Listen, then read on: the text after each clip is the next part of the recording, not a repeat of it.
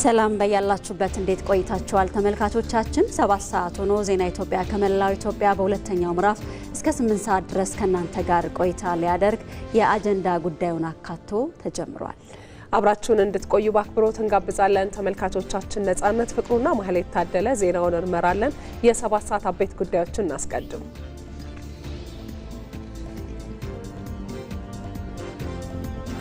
የመደመር መንግስት የጀመረውን ሀገራዊ ብልጽግናን የማረጋገጥ ጉዞ እውን የሚያደርጉ ስራዎች እየተከናወኑ ነው ሲሉ ምክትል ጠቅላይ ሚኒስትር ተመስገን ጥሩነህ ተናገሩ።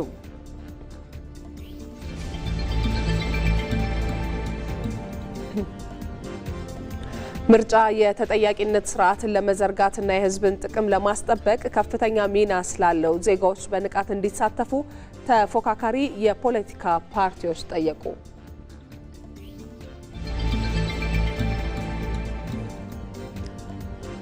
ባለፉት 6 ወራት በግብርና ዘርፍ ገቢ ምርቶችን ለመተካት የተያዙ እቅዶችን ማሳካት መቻሉን የግብርና ሚኒስቴር አስታወቀ።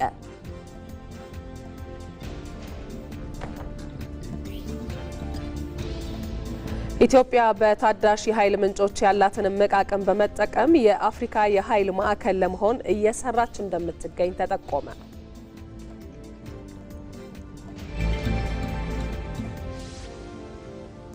በስፖርት ዘገባችን በእንግሊዝ ፕሪሚየር ሊግ 24ኛ ሳምንት ትላንት በተደረጉ ጨዋታዎች የሊጉን የዋንጫ ፉክክር አጓጊ የሚያደርጉ ውጤቶች ተመዝግበዋል የሚሉት የሰዓቱ አበይት ጉዳዮቻችን ናቸው።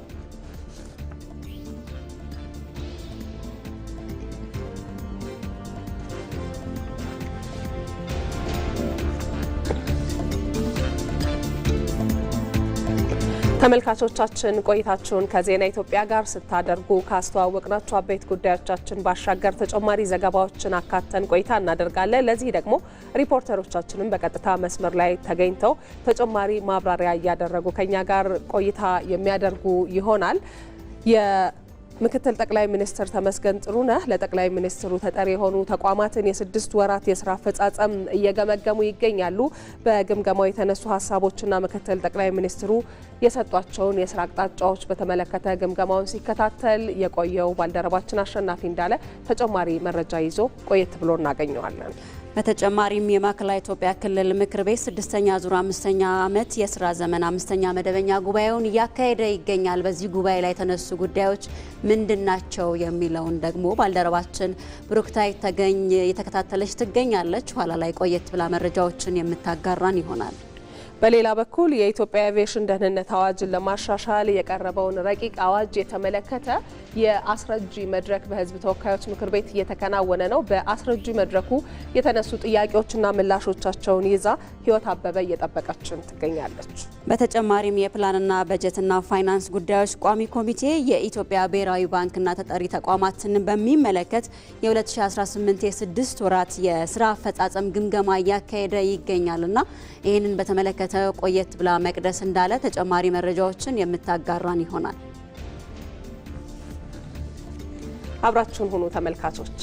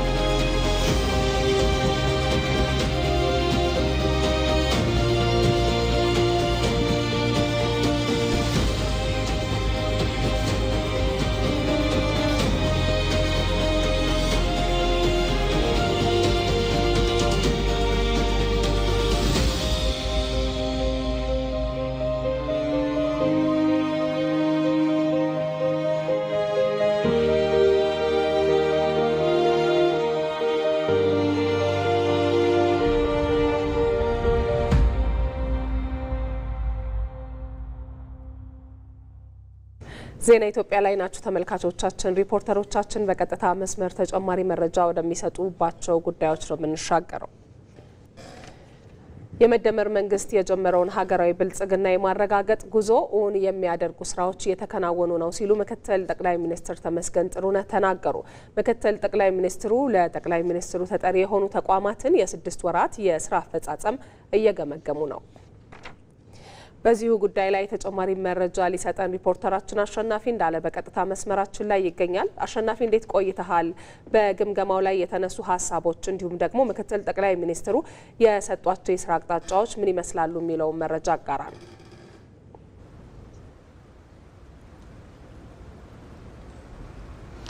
አመሰግናለሁ። በዛሬው ዕለት የ2018 የ6 ወራት የስራ አፈጻጸማቸው የተገመገመው 14 ለጠቅላይ ሚኒስትሩ ተጠሪ የሆኑ ተቋማት በተለይ በሀገራዊ አበርክቷቸው ከፍ ያለ ነው። ምክንያቱም የአገልግሎት የሚሰጡ ናቸው፣ ኢንቨስትመንትን የሚስቡ ናቸው፣ ትላልቅ የፋይናንስ ደህንነት ስራዎች የሚሰሩባቸው ተቋማት የተካተቱባቸው ናቸው። 14 ናቸው። ለዚህም ነው የጠቅላይ ሚኒስትሩ የቅርብ ክትትልና ድጋፍ የሚፈልጉ በመሆናቸው በልዩ ትኩረት ይገመገማሉ። የሚኒስትሮች ምክር ቤት እንዳለ ሆኖ ደግሞ ከነሱ በታች እነዚህ 14 ተጠሪ ተቋማት ትላልቅ ስራዎችን የሚሰሩ ናቸው። አጠቃላይ የ6 ወር የስራ አፈጻጸማቸው በሚመለከት ሁሉም በሚባል ደረጃ ውጤታማ የነበረ አፈጻጸም የነበራቸው ናቸው።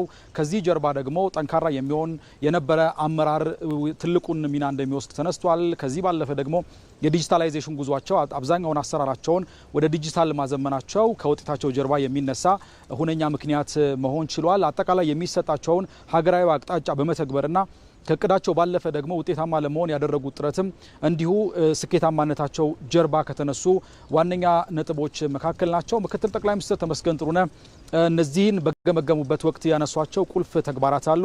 እነዚህ ስራዎች ምንድናቸው? በተለይ እነዚህ ተቋማት ቀደም ብዬ እንዳነሳሁት ትልቅ ኃላፊነት ያለባቸው ናቸው።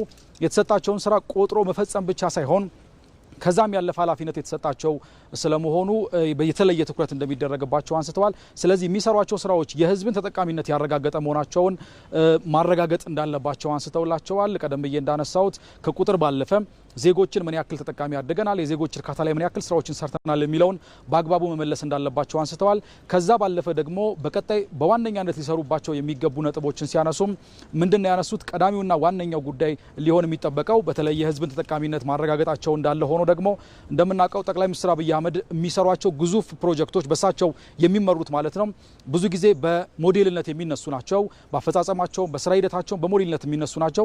ለነዚህ 14 ለጠቅላይ ሚኒስትሩ ተጠሪ የሆኑ ተቋማትን በተመሳሳይ የሚሰሯቸው ስራዎች ውጤታማ ብቻ ሳይሆን ለሌሎች ሞዴል መሆን እንዳለባቸው አንስተዋል። ስለዚህ ምንሰራቸው ስራዎች ለሌሎች ተቋማት በማሳያነት የሚቀርቡና ሌሎችም የሚወስዷቸው በተሞክሮነት የሚወስዷቸው መሆን አለባቸው። የሚሰሩ ስራዎች መናበብ አለባቸው። የጋራ ትስስር የሚፈልጉ ናቸው። አንደኛው ተቋም ከአንደኛው ተቋም ጋር የሚኖረውን ግንኙነት የተጠናከረ ማድረግ አለባቸው። ስለዚህ የተጀመሩ ስራዎች አሁን ሲቀርቡ ውጤታማ ናቸው ማለት የመጨረሻ ናቸው ማለት አይደለም። የተጀመረው ሀገራዊ ብልጽግና እንዲረጋገጥ ከዚህ ያለፈ ስራ ይጠበቅብናል። ስለዚህ ያገኘነው ስኬት የሚያኩራራን ሳይሆን ወደፊት እንድንሻገር አንድ ማንቂያ ደውል ሊሆነን የሚገባ ነው ብለዋል። ስለዚህ ሁሉም ተቋማት እስከዛሬ ከሰሯቸው ስራዎች በላይ ከፊት የሚጠብቋቸው የተሻሉ መሆናቸውን በማመን ከዚህ የበለጠ ሊሰሩና ሊተጉ እንደሚገባ ነው አቅጣጫ የሰጡት። ስለዚህ እዚህ ላይ መስራት ያስፈልጋል። የቀረቡ ደግሞ እነዚህ አጠቃላይ ስኬቶች ሲገኙ ምንም አይነት ጉድለቶች የሉም ማለት አይደለም። የታዩባቸው ጉድለቶች አሉ። እነዚህን ጉድለቶች ደግሞ ሞልቶ የተሻለ ውጤታማነትን ለማስመዝገብ በተለይ በቀጣዩ 6 ወራት በትኩረት መስራት እንዳለባቸው አንስተዋል። እኔም ከዚህ ከውይይቱ በኋላ ከግምገማው በኋላ ለማነጋገር የሞከርኳቸው ተቋማት ያነሱትን ሀሳብ ምንድነው? አጠቃላይ የተሰጡን አቅጣጫዎችን በአግባቡ በመተግበር በተለይ በሚቀጥለው 6 ወር ውስጥ ጠንካራ የሆነ አፈጻጸምና ቀደም የተቀመጡ አቅጣጫዎችን በአግባቡ በመተግበር ሰፊ ስራዎችን እንደሚሰሩ ነው ያነሱት። ጥቅል የነበረው የግምገማ ሂደትና የምክትል ጠቅላይ ሚኒስትሩ አቅጣጫ ይህን ነው የሚመስለው። አሸናፊ እናመሰግናለን። መልካም ቀን። በማዕከላዊ ኢትዮጵያ ክልል በ2018 በጀት ዓመት የመጀመሪያ ግማሽ ዓመት በግብርና ዘርፍ ላይ ከፍተኛ ውጤት መመዝገቡ ተገለጸ። የማዕከላዊ ኢትዮጵያ ክልል ምክር ቤት 6ኛ ዙር 5ኛ ዓመት የስራ ዘመን 5ኛ መደበኛ ጉባኤውን ጀምሯል። በክልሉ በግብርናው ዘርፍ ከፍተኛ ውጤት ለተመዘገበበት የግብርና ሜካናይዜሽን የአርሶ አደሩ የቴክኖሎጂ ተጠቃሚነት ከፍ ማለት ለውጤቱ በምክንያትነት ተጠቅሷል። እዚህ ጉዳይ ላይ ቆይታ እናደርጋለን። በዚህ ጉዳይ ላይ ተጨማሪ መረጃ ልታደርሰን ሪፖርተራችን ብሩክታይት ተገኝ በቀጥታ መስመራችን ላይ ትገኛለች። ብሩክታይት እንዴት ውለሻል? ቀደም ሲል የማዕከላዊ ኢትዮጵያ ክልል ምክር ቤት 6ኛ ዙር 5ኛ ዓመት የስራ ዘመን 5ኛ መደበኛ ጉባኤውን ማካሄድ ጀምረዋልና ምክር ቤቱ በዛሬው ውሎ ያነሳቸው ጉዳዮች ምንድናቸው? በግማሽ ዓመት ውስጥ የተመዘገቡ ውጤቶች ምንድናቸው ተባለ የሚለውን መረጃዎችሽን ብታጋሪ።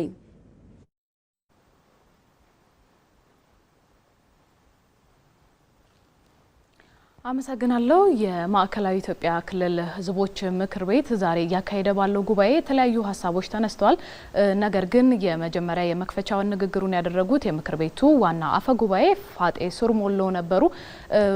ዋና አፈ ጉባኤዋ በተለይ በክልሉ እየተሰሩ ያሉ ስራዎች በግማሽ ዓመቱ ማለት ነው ውጤቶች የተመዘገቡባቸው እንደነበሩ አንስተዋል። በተለይ ደግሞ በክልሉ እየተሰሩ ያሉ ወይም ደግሞ እየተጀመሩ የነበሩ ፕሮጀክቶች ያፈጻጸም ክፍተት የነበረባቸው አሁን ላይ በክልሉ የፕሮጀክቶችን ጀምሮ የመፈጸም አቅም እየጨመረ በመምጣቱ ፕሮጀክቶቹ ለፍጻሜ በቅተዋል ብለዋል። በተለይ ደግሞ የውሃ የመስኖ እንዲሁም ደግሞ የመንገድ ፕሮጀክቶች በአፋጣኝ ፍጻሜ እያገኙ ነው ብለዋል። ለዚህም ደግሞ የምክር ቤቱ አባላትን ጨምሮ የተለያዩ አካላት በሚያደርጉት የመስክ ምልከታዎች እንዲሁም ደግሞ ያፈጻጸም ፕሮጀክቶቹ ላይ የሚታዩ ክፍተቶችን ደግሞ ለመሙላት እየተሰሩና እየተወሰዱ ያሉ እርምጃዎች ለነዚህ ፕሮጀክቶች ከፍጻሜ መድረስ ዋና እንደ ምክንያት ወይም ደግሞ እንደ ምክንያት የሚነሱ ነገሮች ናቸው ብለዋል። በተለይ የፕሮጀክቶች አፈጻጸም በክልሉ እየታየ ላለው ለውጥ ደግሞ እንደ አንድ ምክንያት የሚነሳ ነው ብለዋል። ክልሉን ደግሞ የ6 ወር አፈጻጸም ደግሞ የእቅድ አፈጻጸም ሪፖርት ያቀረቡት ደግሞ ርዕሰ መስተዳደሩ ዶክተር እንዳሻው ጣሰው ናቸው። በተለይ በክልሉ እየተሰሩ ያሉ በግብርናው ዘርፍ በስራ እድል ፈጠራ በኑሮ ውድነት ቅነሳ ላይ እየተሰሩ ያሉ ስራዎች በእጅጉ ውጤታማ እየሆኑ መምጣታቸውን ተናግረዋል። በተለይ ደግሞ የኑሮ ውድነት ላይ እያነሳን ያለው ወይም ደግሞ ነዋሪዎች የሚያነሱትን ጥያቄ ለመፍታት የተለያዩ ጥረቶች ሲደረጉ መቆየታቸውን አንስተዋል። በተለይ የሰንበት ገበያዎች መበራከታቸው ዜጎች በአቅራቢያቸው የሚፈልጉትን ነገር እንዲያገኙ እንዲሁም ደግሞ ህገወጥ ነጋዴዎችን ለመቀነስ ተችሏል ብለዋል። እንዲሁም ደግሞ የዲጂታል ኢትዮጵያ 2030 እውን ለማድረግ እየተሰሩ ያሉ ስራዎች አሁንም ውጤታማ መሆናቸውን አንስተዋል። ምክር ቤቱ ውሎውን ከሰዓትም የሚቀጥል ይሆናል። ከምክር ቤት አባላት የሚነሱ ጥያቄዎችና ማብራሪያዎችን ደግሞ የሚመልሱ ይሆናል። ለጊዜው የነበሩ መረጃዎች ይመስሉ ነበር። ብሩክታይት ተገኝ ስለ መረጃዎችሽ እናመሰግናለን። መልካም ቀን።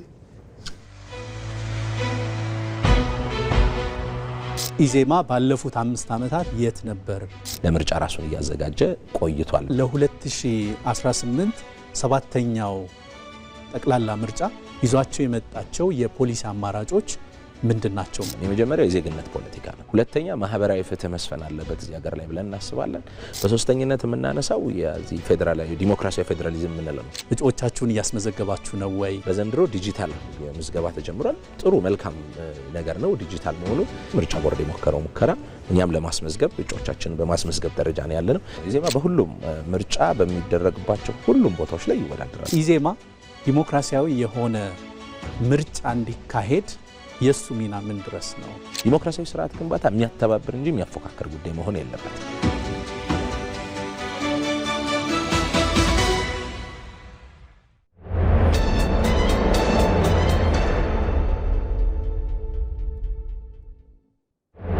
ዜና ኢትዮጵያ በአጀንዳነት ወደሚመለከተው ጉዳይ ነው የምናልፈው። ተመልካቾች ዛሬ በአጀንዳችን 7ኛውን ጠቅላላ ምርጫ የሚመለከቱ ጉዳዮች ያነሳን ቆይታ የምናደርገው። ወደ ቀዳሚው ዘገባ እንለፍ።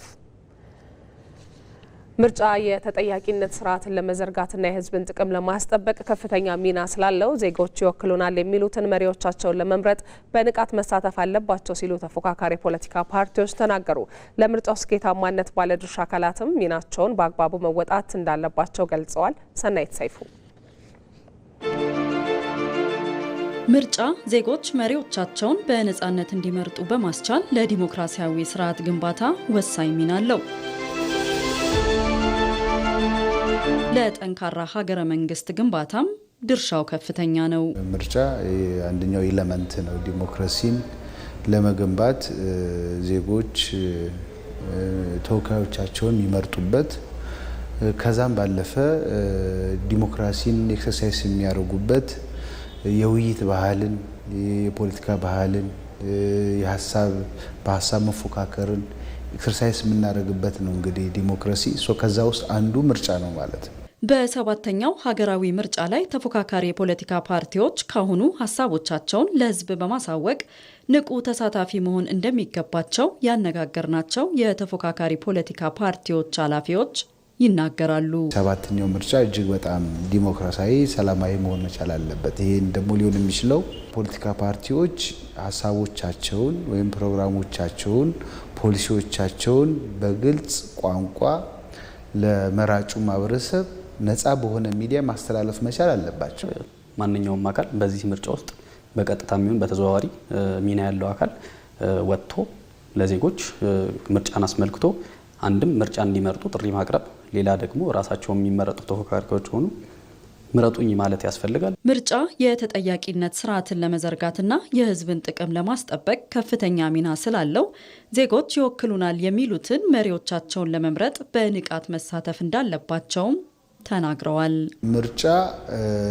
ምርጫ የሚሆነው ፍትሐዊ፣ ተአማኒ፣ ዲሞክራሲያዊ፣ ሰላማዊ የሚሆነው ዜጋው በግልጽ ወጥቶ ይወክለኛል የሚለውን ተወካይ መምረጥ ሲችል ነው። ነገ እኮ የመረጠውን አካል ተጠያቂ የሚያደርገው ሲመርጥ ነው። ካልመረጠ አልመረጠም። እሱ ባልመረጠው አካል ነው እየተመራ የተዳደረ የሚቆየውና ስለ ብልሹ አሰራሮች፣ ስለ መልካም አሰራር ችግር ሁሉ መጠየቅ አይቻልም ካልተመረጠ።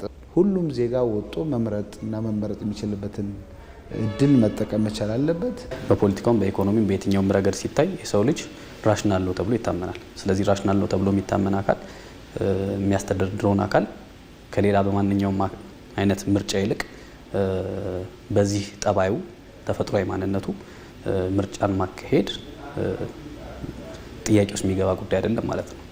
ለምርጫው ስኬታማነት ባለድርሻ አካላት ሚናቸውን በአግባቡ መወጣት እንዳለባቸው ዶክተር መብራቱ አለሙ ይናገራሉ።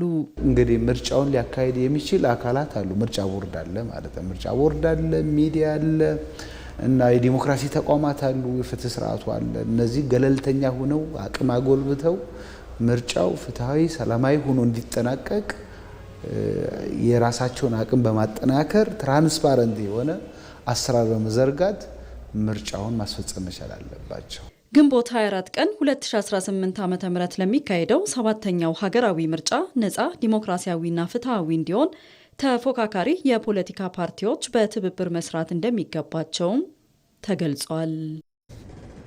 በትግራይ ክልል ሰባተኛው ጠቅላላ ምርጫ ሁሉንም ባሳተፈና ፍትሃዊ በሆነ መልኩ እንዲካሄድ የክልሉ አስተዳደርና ምሁራን ኃላፊነታቸውን መወጣት እንደሚገባቸው በትግራይ ክልል የሚንቀሳቀሱ የፖለቲካ ፓርቲዎች ገለጹ። ቀጣዩ ምርጫ የትግራይ ሕዝብ ከጊዜያዊ አስተዳደር ወጥቶ በሕዝብ በተመረጠ መንግስት ለመመራት ሽግግር የሚያደርግበት መሆኑንም ፓርቲዎቹ አስታውቀዋል። ባየሙላት ተጨማሪ አለው።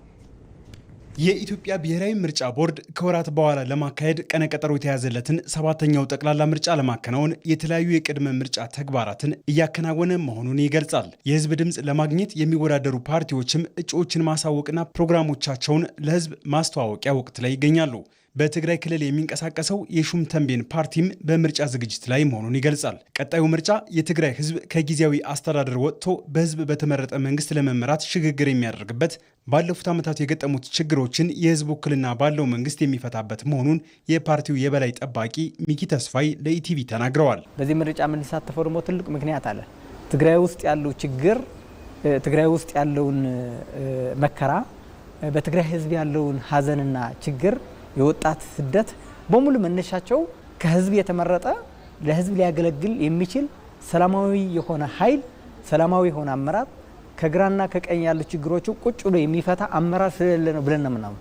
ይህንን መንግስትና ይህንን አመራር ደግሞ መፍጠር የምንችለው ወይም ደግሞ ወደፊት ማምጣት የምንችለው የትግራይን ህዝብ ወደ ምርጫ ሲገባ ምርጫ አድርጎ መሪዎች ሲመርጥ፣ መንግስት ሲያቋቁም፣ በፌዴሬሽን ሲወከል፣ በፓርላማው ሲወከል ነው ችግሩ መፍታት የሚችል የሚል እምነት ስላለን ነው እንደ ፓርቲ። ሰባተኛው ጠቅላላ ምርጫ የትግራይ ህዝብ በፌዴራል መንግስቱ ውክልና የሚያገኝበት በመሆኑ ለትግራይ ትርጉሙ ከፍ ያለ ነው ያሉት ደግሞ የትግራይ ዲሞክራሲያዊ ፓርቲ ጽህፈት ቤት ኃላፊ ሙሉ ብርሃን ኃይሌ ናቸው። በፓርላማ በተወካዮች ምክር ቤት ወኪል የለውም የትግራይ ህዝብ፣ በፌዴሬሽን ምክር ቤት ወኪል የለውም ራሱን የሚወክለው። ስለዚህ ይሄ በጣም ትልቅ እድል ነው ያለው። የተሟላ መንግስት ይኖራል። ህዝባዊ መንግስት በህዝብ የተመረጠ መንግስት ይኖራል ማለት ነው። ድምጽ የሚሆነው ህዝቡን የወከለው የራሱ መንግስት አለው ማለት ነው። አሁን ያለው ጊዜያዊ መንግስት ነው። ይሄ ጊዜያዊ መንግስት ደግሞ ምንድነው? ወደ ምርጫ የሚያሸጋግር ነው። ጊዜያዊ መንግስቱም ይሄን በደንብ በትኩረት በማየት የተሳካ ሰላማዊ ፍትሃዊ የሆነ ምርጫ ትግራይ ውስጥ እንዲደረግ እጃውን ማበርከት መቻል አለበት። ይሄ ትልቅ ኃላፊነት ነው ብዬ ነው የማስብ እኔ። የትግራይ ህዝብ ዲሞክራሲያዊ ምርጫ በማድረግ ያለፉትን ዓመታት ፖለቲካዊ ችግሮች በህዝብ በተመረጠና የህግ ቅቡልነት ባለው መንግስት የሚሻገርበት መሆኑንም አስረድተዋል። ምርጫ ማድረግ ዲሞክራሲያዊ መንግስት ለመመስረት ቁልፍ በመሆኑ በየትኛውም ሁኔታ ለምርጫ ዝግጁ መሆን ከህዝቡ ይጠበቃል። ከምነ ችግሩም ቢሆን ምርጫ መደረግ መቻል አለበት።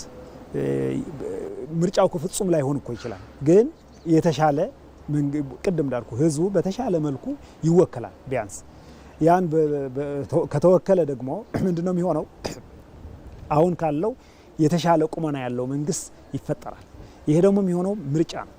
ስለዚህ በምርጫ ነው። ስለዚህ የትግራይ ህዝብ በዚህ ላይ በንቃት መሳተፍ መቻል አለበት። ሁሉንም ያሳተፈና ፍትሃዊ ምርጫ ለማካሄድ የፌዴራል ተቋማት እንዲሁም በትግራይ የሚገኙ ምሁራን ከፍተኛ ሚና እንዳላቸውም ተገልጿል። ፌዴራል መንግስት ከፍተኛ ኃላፊነት አለበት። በፕሪቶሪያ መሰረትም ትግራይ ውስጥ ገብቶ የማረጋጋት ጸጥታ የማስከበር ሙሉ ስልጣን አለው። ስለዚህ የፌዴራል መንግስት ተቋማቶች ሙሉ በሙሉ ትግራይ ውስጥ ገብተው ስራቸው እንዲሰሩ፣ የትግራይን ህዝብ የመምረጥ የዲሞክራሲያዊ መብቱ እንዲጠቀም፣ የትግራይን ህዝብ እንዲመርጥ ከፍተኛ ኃላፊነት አለበት። ይሄ የሚጠበቀው ከፌዴራል መንግስት ነው። ከዛ ቀጥሎ ደግሞ የትግራይን ህዝብ ደግሞ የትግራይ ምሁራኖች፣ ፖለቲከኞች ደግሞ ለዚህ መንግስት አጋዥ መሆን አለባቸው ማለት ነው። ከጎኑ መሰለፍ አለባቸው ማለት ነው። የኢትዮጵያ ብሔራዊ ምርጫ ቦርድ ባወጣው መርሃ ግብር መሰረት 7ኛው ጠቅላላ ምርጫ ግንቦት 24 ቀን 2018 ዓ.ም የሚካሄድ መሆኑ ይታወቃል። 7ኛው ጠቅላላ ምርጫ ነጻ፣ ፍትሐዊ፣ ገለልተኛ እንዲሁም የተሳካ እንዲሆን የፖለቲካ ፓርቲዎችና የባለድርሻ አካላት ሚና ወሳኝ ነው ሲሉ የኢትዮጵያ ብሔራዊ ምርጫ ቦርድ ሰብሳቢ ወይዘሮ ሜላት ወርቅ ኃይሉ ገለጹ። የኢትዮጵያ ብሔራዊ ምርጫ ቦርድ ከባለድርሻ አካላት ጋር ውይይት እያካሄደ ይገኛል። በዚህ የውይይት መድረክ ላይም 7ኛውን ጠቅላላ ምርጫ ለማድረግ ዝግጅት እየተደረገ መሆኑን የጠቀሱት ሰብሳቢዋ ከዝግጅቶቹ መካከልም ከፖለቲካ ፓርቲዎች ጋር በመመካከር የምርጫ የጊዜ ሰሌዳ በማውጣት ህዳር 30 ቀን 2018 ለህዝብ ይፋ መደረጉን አስታውሰዋል። ቦርዱ የህግ ማሻሻያ ስለማድረጉም እንዲሁ አንስተዋል። ማሻሻያ ስርዓት አስፈልጎም ስለነበረ ቦርዱ 1162 አዋጅ ቁጥር 1162 የተባለውን አዋጅ በማሻሻል እሱን ተከትሎ ደግሞ ለማስፈጸም የሚያስችሉ መመሪያዎችንም አብሮ አሻሽሎ ለዚህ ማሻሻል ሂደት ላይ ደግሞ የፖለቲካ ፓርቲዎች፣ የሲቪል ማህበረሰብ ድርጅቶች ግብዓቶቻቸውን እንዲሰጡ በማድረግ አስፈላጊ የሆኑትን ነጥቦች በማካተት ስራውን ሲሰራ ቆይቷል።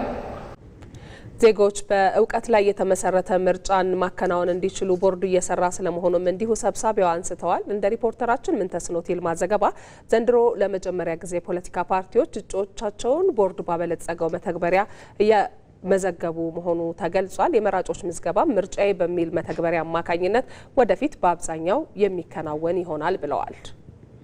ዜጎች በእውቀት ላይ የተመሰረተ ምርጫ ማድረግ ይችሉ ዘንድ የመራጮች ትምህርትን የሚሰጡ የሲቪል ማህበረሰብ ድርጅቶች ጥሪ አቅርቦ በቀረበው ጥሪ መሰረት ወደ 169 የሲቪል ማህበረሰብ ድርጅቶች አመልክተው ፈቃድ አግኝተው ይሄንን ስራና እንቅስቃሴ ጀምረዋል። ከዚሁም ጎን ለጎን ደግሞ የምርጫ መታዘብ ስራ የሚሰሩ የሲቪል ማህበረሰብ ድርጅቶችም ቦርዱ ባወጣው ጥሪ መሰረት ጥሪውን ተቀብለው ወደ 45 የሚሆኑ የሲቪል ማህበረሰብ ድርጅቶች ወደ 547 ኮኦርዲኔተሮች እና 129,000 ታዛቢዎችን በመመደብ ለመስራት ፈቃድ ጠይቀው ይሄንንም ፈቃድ ቦርዱ ሰጥቷል።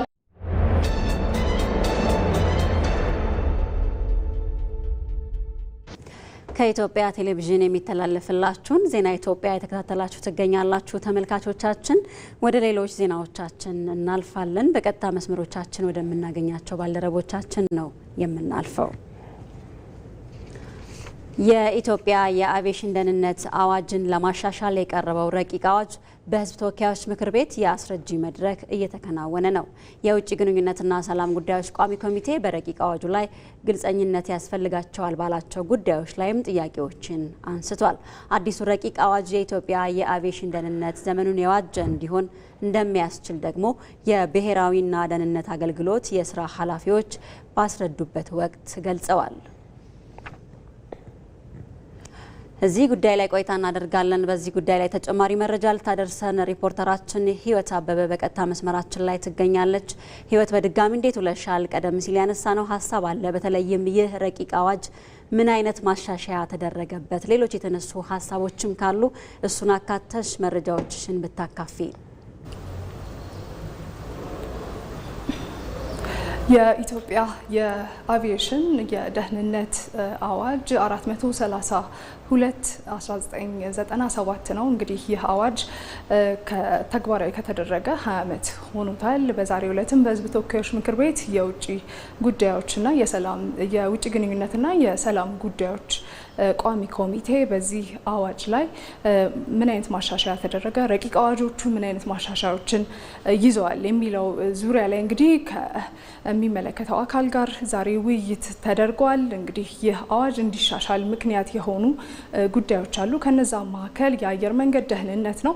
እንግዲህ ከዘመኑ ጋር አብሮ የመጣ የሳይበር ደህንነትን ለማስጠበቅ ይህ አዋጅ ዋነኛው መነሻ እንደሆነ ተነስቷል። ከዛ ባለፈ ደግሞ ከደህንነት ጋር በተገናኘ ሽብርተኝነትና የሳይበር ጥቃትንም እንዲሁ ለመከላከል ይህ ረቂቅ አዋጅ አስፈላጊ ሆኗል። ሌላው እንግዲህ ከተቋማት ጋር ያለ ግንኙነት ነው። እንግዲህ በዚህ ዘርፍ ላይ በርካታ ተቋማት በጋራ እንደሚሰሩ ይታወቃል። ነገር ግን ቀድሞ የነበረው አዋጅ ለእነዚህ ተቋማት እውቅና ያልሰጠና ምን አይነት የስራ ድርሻ አላቸው የሚለውንም በዝርዝር ያላስቀመጠ ነበረ። ከዛ ባለፈ ደግሞ አዋጁ በ1997 ተግባራዊ ከተደረገ በኋላ ይህንን ዘርፍ የተቀላቀሉ ልክ እንደ ኢንሳ አይነት ተቋማት ነበሩ። ስለዚህ የነሱ ድርሻ በዚህ በአቪዬሽን የደህንነት ሴክተር ላይ ምን መሆን አለበት የሚለውን እንግዲህ ረቂቅ አዋጁ አካቷል። እንግዲህ ቋሚ ኮሚቴው በዋናነት ግልጸኝነት ያስፈልጋቸዋል ባላቸው ጉዳዮች ላይ ለብሔራዊ መረጃና ደህንነት አገልግሎት የስራ ኃላፊዎች ጥያቄ ቀርቦ ነበር። በተለይ በጥያቄዎቹ መልክ የተነሱት በዋናነት ይህ ረቂቅ አዋጅ ምን ያህል ዘመናዊ ነው፣ በተለይ ደግሞ በዘርፉ ላይ የሚታዩ ተለዋዋጭ የሆኑ ወንጀሎች አሉና እነዚህን ለመከላከል ምን ምን ጉዳዮችን አካቷል የሚል ነው። ሌላው የትርጓሜ የተለያዩ ቃላት እንደ አዲስ ተተርጉመው ገብተዋል በዚህ አዋጅ ውስጥ። እነሱስ ምን ሚና ይኖራቸዋል? ሌላው እንግዲህ ኢትዮጵያ የዓለም አቀፍ ስምምነቶችን አድርጋለች፣ የተለያዩ ኮንቬንሽኖችም በዚህ ዙሪያ ላይ ተፈራርማለች እና ይህ እንግዲህ ረቂቅ አዋጅ እነዚህንስ በምን መልኩ ተመልክቷል? የሚጋጭ ነገርስ አለው ወይ የሚለው በዋናነት የተነሳ ጥያቄ ነበረ። እንግዲህ ከስራ ኃላፊዎች ምላሽ ተሰጥቷል። አሁን ላይ እንግዲህ በተለይ በአቪዬሽን ዘርፍ ላይ ተለዋዋጭ የሆኑ ወንጀሎች አሉ። ልክ እንደ ህገወጥ የመሳሪያ ዝውውር አይነት በርካታ ወንጀሎች ይከሰታሉ። ግን ያንን ለመከላከል ዘመኑን የዋጀ በቴክኖሎጂ የታገዘ የደህንነት ስርዓትን እየተከተሉ እንደሆነ ነው እንግዲህ በማብራሪያው ወቅት ያነሱት የስራ ኃላፊዎቹ። ከዛ በተጨማሪ ደግሞ የኢትዮጵያን በተለይ በአቪዬሽኑ ዘርፍ ያላትን ተወዳዳሪነት ከፍ በሚያደርግ ደረጃ እነዚህ እንግዲህ ማሻሻያዎች ተግባራዊ እንደሚደረጉም ነው የተነሳው። ሌላው እንግዲህ በተለይ ደግሞ ከተቋማት ጋር ያለውን ግንኙነት በተመለከተ እያንዳንዱ ተቋም ምን አይነት የስራ ድርሻ ይኖረዋል የሚለውን በተመለከተ ግልጽ ነገር መኖሩ ተጠያቂነት እንዲኖር ያስችላልም ብለዋል። እንግዲህ በማጠቃለያው በተለይ የቋሚ ኮሚቴው ሰብሳቢዎች ማሳሰቢያ ሰጥተዋል። እንግዲህ ይህ ረቂቅ አዋጅ ከብሔራዊ ጥቅም አንጻር ከፍተኛ የሆነ አስተዋጽኦ አለው። እንግዲህ የኢትዮጵያ አየር መንገድም በዘርፉ ላይ ያለው ተጽዕኖ ከፍተኛ እንዲሆን አዋጁ እንደጸደቀ እንግዲህ ተቋሙ ተግባራዊ እንዲያደርግ ማሳሰቢያ ሰጥተዋል። ህይወት አበበ ስለ መረጃዎችሽ እናመሰግናለን። መልካም ቀን። ከማክሮ ኢኮኖሚ ማሻሻያው ጋር በተገናኘ ይከሰታል ተብሎ የተጠበቀውን የዋጋ ንረት ስጋት ለመቀነስ ጥብቅ የገንዘብ ፖሊሲዎችን እየተገበረ እንደሚገኝ የኢትዮጵያ ብሔራዊ ባንክ ገለጸ። የሕዝብ ተወካዮች ምክር ቤት የፕላን በጀትና ፋይናንስ ጉዳዮች ቋሚ ኮሚቴ የብሔራዊ ባንክና የተጠሪ ተቋማቱን የ6 ወራት የስራ አፈጻጸም ገምግሟል። ብሔራዊ ባንክ የፋይናንስ ተቋማትን ጤናማነት በመከታተል በመቆጣጠርና ከብልሹ አሰራር በመጠበቅ የፋይናንስ ስርዓቱ የተረጋጋ እንዲሆን ስለማድረጉ ገልጿል። ይህንኑ ጉዳይ በተመለከተ ተጨማሪ መረጃ የምትሰጠን ሪፖርተራችን መቅደስ እንዳለናት በቀጥታ መስመራችን ላይ ትገኛለች። መቅደስ እንዴት ቆይተሻል? በበጀት ዓመቱ 6 ወራት ብሔራዊ ባንክ ምን ስራዎችን አከናወነ? በእነዚህ ስራዎች ላይ የቋሚ ኮሚቴው ግምገማስ ምን ይመስላል? አመሰግናለሁ ማህሌት። እንዴት ውላችኋል ተመልካቾች? ቀደም ሲል ማህሌት ጠቆም እንዳደረግሽው የህዝብ እንደራሴዎች ምክር ቤት የፕላን በጀትና ፋይናንስ ጉዳዮች ቋሚ ኮሚቴ የኢትዮጵያ ብሔራዊ ባንክና የተጠሪ ተቋማትን የበጀት ዓመቱን አጋማሽ የስራ አፈጻጸም ሪፖርት አድምጧል፣ ገምግሟል። እንግዲህ በዚህም እንደ ሀገር ተግባራዊ የተደረገው የማክሮ ኢኮኖሚ ማሻሻያ በበርካታ ዘርፎች ላይ ስኬት ስለማስመዝገቡም ተነስቶ ነበር። ከነዚህም አንዱ እንግዲህ የማክሮ ኢኮኖሚ ማሻሻያ ትሩፋት የሚባለው የውጭ ምንዛሬ አስተዳደር ነው። በህጋዊና በጥቁር ገበያ መካከል የነበረውን የውጭ ምንዛሬ ልዩነት አምና ከነበረበት ተመሳሳይ ወቅት አንጻር ከ16 በመቶ ወደ 13.5 በመቶ መቀነስ መቻሉም ተነስቷል። እንግዲህ ሌላው የባንኮች የተቀማጭ ገንዘብ ነው። በበጀት ዓመቱ አጋማሽ 4.2 ትሪሊዮን መድረሱም ተነስቷል። በዚህም ካለፈው ዓመት ተመሳሳይ ወቅት ጋር ሲነጻጸር የ44 በመቶ ጭማሪ ማሳየቱም ተነስቷል። ሌላው እንግዲህ የብድር ተደራሽነት ጉዳይ ነው። በባንኮች የተሰጠው ጠቅላላ ብድር 2.42 ትሪሊዮን መድረሱንም በዚሁ ጊዜ ተገልጾ ነበር። እንግዲህ የአንድ ሀገር የፋይናንስ ተቋማት ወይም የፋይናንስ ዘርፍ ጤናማነት የሚለካው አንድም በቂ ካፒታል ከመኖር ጋር በተያያዘ ነው። እንግዲህ ብሔራዊ ባንክ ካስቀመጠው ባንኮችም እንዲሁም የማይክሮ ፋይናንስ ተቋማት፣ የኢንሹራንስ ተቋማት እንግዲህ ካስቀመጠው ብሔራዊ ባንክ የካፒታል ምጣኔ ከፍ አድርገው ካፒታል ማስቀመጣቸውም ተነስቷል። ሌላው የአንድ ሀገር የፋይናንስ ዘርፍ ጤናማነት የሚለካው በተበላሸ ብድር ነው። እንግዲህ የብሔራዊ ባንክ የተበላሸ ብድር ከ5 በመቶ እንዳይበልጥ ይደነግጋል ወይም ያስቀምጣል። አሁን ላይ የባንኮችና የማይክሮ ፋይናንስ ተቋማት የተበላሸ ብድራቸው ከ5 በመቶ በታች ሆኖ አማካዩ 3.5 በመቶ መሆኑም እንዲሁ ተነስቷል። ሌላው ጥብቅ የገንዘብ ፖሊሲን በመተግበር ብሔራዊ ባንክ በመተግበሩ የዋጋ ንረትን ካለፈው ዓመት ተመሳሳይ ወቅት ጋር ከነበረበት ከ17 በመቶ ወደ 9.7 በመቶ ዝቅ ስለማድረጉም ብሔራዊ ባንክ ለእንደራሴዎቹ ገልጿል። ሌላው የተጠሪ ተቋማት አፈጻጸምም እንዲሁ ለእንደራሴዎች ቀርቦ ነበረ።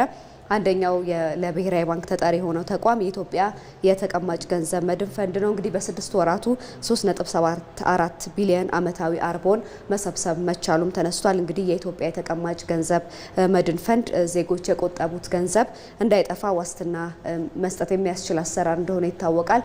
እንግዲህ ከፋይናንስ ዘርፉ የወጣ አንድ ማይክሮ ፋይናንስ ነበር። በበጀት ዓመቱ አጋማሽ ለአስቀማጮችም ገንዘብ ላስቀመጡ ሰዎችም እንግዲህ ፈንዱ ተመላሽ እያደረገ እንደሚገኝም በዚሁ ጊዜ ገልጿል። ሌሎች የሁለት ተቋማት የስራ አፈጻጸምም ለእንደራሴዎች ቀርቦ ነበር።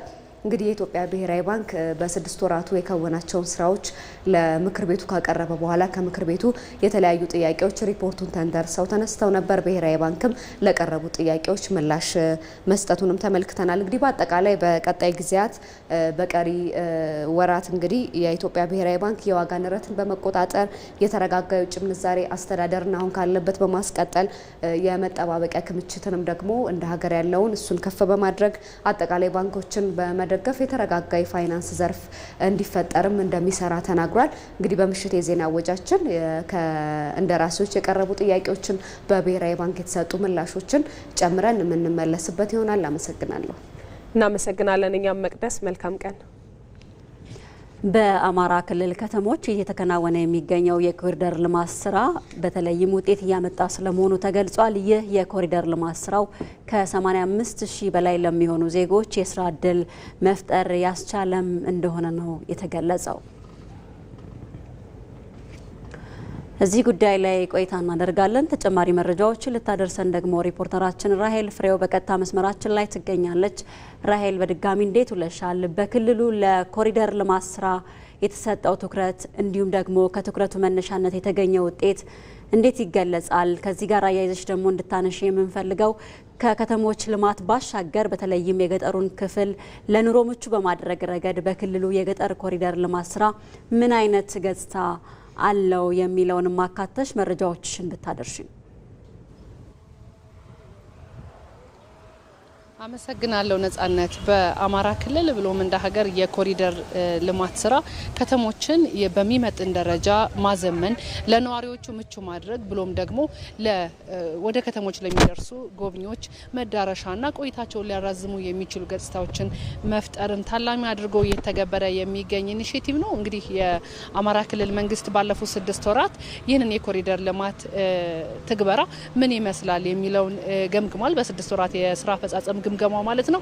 በዚህም በተለይም ደግሞ በ8 ጂኦፖሊታን ከተሞች በሚባሉት ማለትም ባህር ዳር፣ ጎንደር፣ ደብረ ብርሃን እንዲሁም ደግሞ ወልዲያ፣ ደሴ የመሳሰሉት ከተሞች የኮሪደር ልማት ስራው እጅግ ውጤታማ እንደነበረ ተነስቷል። በተለይም የነዋሪዎችን በማሳተፍ ረገድ ነዋሪዎች የመኖሪያ ቦታቸውን ለዚህ አካባቢ ፈቀቅ ከማድረግ ጀምሮ በአካባቢው ልማት ላይ በገንዘብ መዋጮ፣ በእውቀት ትልቅ ድጋፍ በማድረግ ረገድ እነዚህ አካባቢዎች ትልቅ ተሞክሮ የተገኘባቸው ናቸው። ከዚህም ባለፈ 23 መጠነኛ የሚባሉ ከተሞች በዚህ በኮሪደር ልማት ስራ እየተሳተፉ ነው የሚገኙት። በአጠቃላይ በክልሉ 31 ከተሞች የኮሪደር ልማት ስራን በየደረጃው የሚገኙ ከተሞች ማለት ነው እያከናወኑ ነው የሚገኙት። በዚህም በ2018 የታቀደው 74 ኪሎ ሜትር ኮሪደር ልማት ስራ ማለትም በኮሪደር ልማት ስራው የሚታቀፉ የእግረኛ የብስክሌትና የአረንጓዴ ልማት ስራን ያካተተ ማለት ነው። ይህንን በማካሄድ ረገድ እስካሁን ባለፉት 6 ወራት ከ47 ኪሎ ሜትር በላይ መፈጸም ተችሏል። ይህም የእቅዱን ከ50 በመቶ በላይ ማለት ነው። በተለይም ደግሞ በዚህ አካባቢ እንደሚታወቀው ይህንን የኮሪደር ልማት ስራ የጀመሩ አካባቢዎች እንደ ሸዋሮቢት፣ ሀይቅ ከተሞች ደግሞ ካላቸው የአካባቢያዊ እንቅስቃሴ በላቀ መልኩ ጅማሮ ላይ መገኘታቸው በአበረታችነት ተነስቷል። ቀደም ብለሽ ነጻነት እንዳነሳሹም የኮሪደር ልማት ስራ በገጠር ውስጥ ማህበረሰቡ ደረጃውን የጠበቀ ጽዱ የሆነ ለአገልግሎት ምቹ የሆነ አሰፋፈር እንዲኖረውና ይህንንም አካቶ እንዲኖር የሚያስችል የገጠር ኮሪደር ልማት ስራ ተጀምሯል። ሆኖም በክልሉ ይህ በከፍተኛ ሁኔታ እየተካሄደ ነው ማለት አይቻልም። በደቡብ ወሎ ዞን እንዲሁም ማዕከላዊ ጎንደርና ጎንደር ከተሞች አካባቢ የገጠር ዙሪያው አካባቢ ያለው የገጠር ማህበረሰብ የዚህ ተጠቃሚ ለማድረግና እንደ ሞዴል የገጠር መንደርም ለመመስረት የታዩ እንቅስቃሴዎች አበረታች መሆናቸው ተነስተዋል። በአጠቃላይ በክልሉ በዚህ የኮሪደር ልማት ስራ ከ85,000 በላይ ዜጎች የስራ እድል ተጠቃሚ ሆነዋል። እንደሚታወቀው ወጣቶች ከተለያዩ ዩኒቨርሲቲዎች ተመርቀው በአካባቢያቸው የስራ ፍለጋ ላይ የነበሩ ወጣቶች እነዚህን ስራዎች ላይ በመሳተፍ ለአካባቢያቸው ልማት እጃቸውን በማፍታታት ስራ የመጀመራቸው ትልቅ ተሞክሮ ሆኖ ነው በኮሪደር ልማት ዘንድ የተነሳው ማለት ነው። ለአሁን ያለ መረጃ ይህንን ይመስላል። ነጻነት አመሰግናለሁ። ራይል ፍሬው ስለ መረጃዎች እናመሰግናለን። መልካም ቀን። ዜና ኢትዮጵያ ላይ ናችሁ ተመልካቾቻችን። ወደ ሌሎች ዘገባዎቻችን ደግሞ እናልፋለን። ባለፉት 6 ወራት በግብርና ዘርፍ ገቢ ምርቶችን ለመተካት የተያዙ እቅዶችን ማሳካት መቻሉን የግብርና ሚኒስቴር ገለጸ። በመኸር የስንዴ ምርት ከ126 ሚሊዮን ኩንታል በላይ ምርት መገኘቱም ተጠቃሽ ስኬት ስለመሆኑ ተገልጿል። ሞላ ለማየሁ በኦሮሚያ ክልል አዳማ ከተማ ወንጂ ወረዳ የአዋሽ ወንዝን በመጠቀም የበጋ መስኖ ስንዴን ጨምሮ ሌሎችም ሰብሎች እየለሙ ይገኛል። ወጣት ሲሳይ መኮንን በአካባቢው በክላስተር ተደራጅቶ ባለፉት ዓመታት የበጋ መስኖ ስንዴ ስራ ላይ መሰማራቱ ራሱን እንዲችል እንዳገዘው ይናገራል። የበጋ ስንዴ ግን መጀመሪያ ስንጀምር መንግስት ዘር አቅርቦልን ማዳበሪያ አቅርቦልን ነበረ። ብዙ ነገር ሰፖርት አድርጎት ወደ ስራ የገባ ነው። ዛሬ ግን ከፋሚሊ ከማገዝ ወጥተን እኛ እንደ ወጣትም እንደ አንድ አርሶ አደርም ራሳችን እንችለን ያለንበት ሁኔታ ነው ያለው። ከተማ መስተዳድር ደግሞ ከባለሙያ ጀምሮ ራሳቸውም ጀምር ከንቲባም ጨምሮ መጥተው ከምክር አንጻር ፐርሰናል ጭምር ቀርበው ሰፖርት ያደርጉ ምንድና ነበረ። በየአመቱ እኛም ልምድ እያካበተን በሄድን ቁጥር በሄክታር እስከ 60 ኩንታል ያመረተን ሁኔታ ነበረ። እኔ ከ55 እስከ 60 አሁን ዘንድሮ 60 ነው እቅዴ። 55 አምና እስከ 55 ነው ያመረትኩት። ዘንድሮ እስከ 60 ነው እቅዴ።